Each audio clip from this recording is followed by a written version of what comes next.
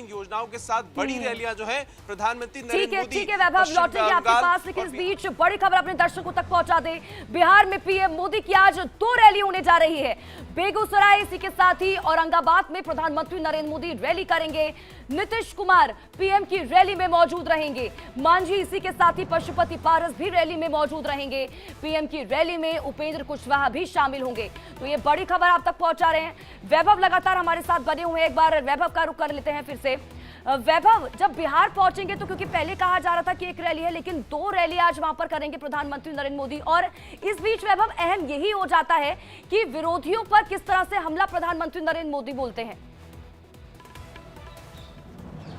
देखिए, बेगूसराय में और औरंगाबाद, ये 2 शहर है जहां पर बड़ी रैलियां होने जा रही है प्रधानमंत्री नरेंद्र मोदी की, और ये कहा जा रहा है कि विपक्ष पर लगातार वो हमलावर हैं। आपको बता दें कि आचार संहिता 10 तारीख को लगने जा रही है, उसके आसपास ही लग सकती है। मार्च में आमतौर पर देखा गया है कि 2014 और 19 में 10 मार्च के आसपास ये लगी है। उससे पहले ताबड़तोड़ रैलियां जो है वो प्रधानमंत्री की तरफ से की गई हैं, चाहे पिछले 2 लोकसभा चुनाव की बात कर ली जाए। तो ऐसे में बड़े नेताओं की रैलियां तो होगी, लेकिन प्रधानमंत्री अब खुद उन राज्यों में मैदान में उतर गए हैं जहां पर भारतीय जनता पार्टी की सीटें कमजोर हैं, उसका जो नेतृत्व है वो थोड़ा सा कमजोर है। इसलिए कोशिश की जाएगी कि 2029 को साधने के लिए आज से ही तैयारी कर ली जाए, लेकिन 2024 को सबसे पहले तैयार करना होगा। उसकी जो कहा जाता है कि पृष्ठभूमि तैयार करने के लिए अब से मैदान में सबसे पहले प्रधानमंत्री नरेंद्र मोदी उतर चुके हैं। और देखने वाली बात होगी कि विपक्ष चाहे कितना भी हमलावर हो, प्रधानमंत्री अपने जो योजनाएं हैं, केंद्र की जो योजनाएं उन्होंने अलग अलग राज्यों में लागू की है, या फिर जिन्हें लागू नहीं होने दिया जा रहा है, जैसे आयुष्मान भारत को पश्चिम बंगाल में लागू नहीं होने दिया जा रहा है। बिहार में कई योजनाएं हैं जो पहले लागू नहीं होती थी, लेकिन फिलहाल अब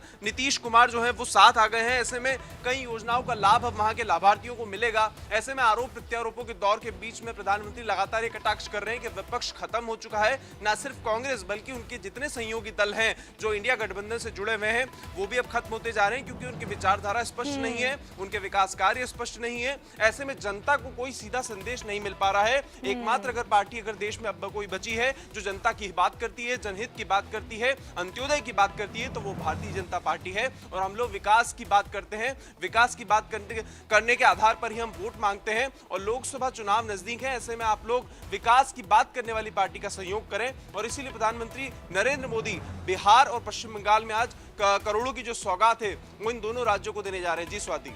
बिल्कुल, और इस बीच वैभव, अगर हम कार्यकर्ताओं की बात करते हैं तो वो क्या कुछ कहते हुए नजर आ रहे हैं, क्योंकि एक तरफ विरोधियों पर तो हमला बोलते हुए नजर ही आएंगे पीएम मोदी, लेकिन साथ ही साथ जीत का मंत्र भी दिया जाएगा पीएम मोदी द्वारा। देखिए, जिन जिन राज्यों में, खासतौर पर पूर्वोत्तर के कई राज्यों में भाजपा अब भी कमजोर है, और अगर बात कर ली जाए पश्चिम बंगाल और बिहार की, तो वहां पर अपने कार्यकर्ताओं के साथ बातचीत का जो दौर है वो प्रधानमंत्री लगातार जारी रखते हैं, चाहे वो राष्ट्रीय कार्यक्रम के तहत ऑनलाइन उनसे जुड़ना हो, या फिर जब वो ग्राउंड पर जाते हैं तब भी कार्यकर्ताओं से मिलते हैं। और देखिए, एक ये कहा जाता है प्रधानमंत्री नरेंद्र मोदी के बारे में कि वो ऐसे फैसले लेते हुए नजर आते हैं लौटेंगे आपके पास। देखिए वैभव लगातार हमें जानकारी दे रहे हैं।